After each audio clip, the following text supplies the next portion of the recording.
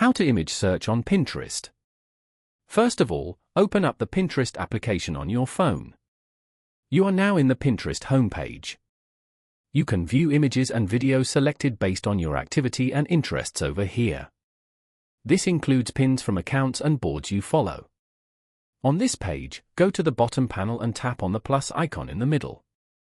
Select pin to start creating one.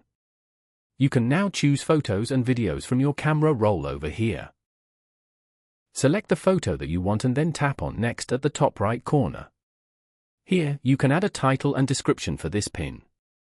Then, pick a board you want to add this pin to. You can also manage other settings for this pin below. After you're done, go to the bottom right corner and tap on Create. You have now successfully published your pin.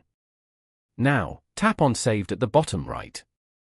Over here, you can view all your saved pins and the boards they are saved to. Go to the pin section above. You can view your saved pins over here. Open the pin you just created. Then, tap on the search icon over the pin as shown. This is how you can image search on Pinterest. You will now get more pin results related to this image. Scroll down to explore the search results.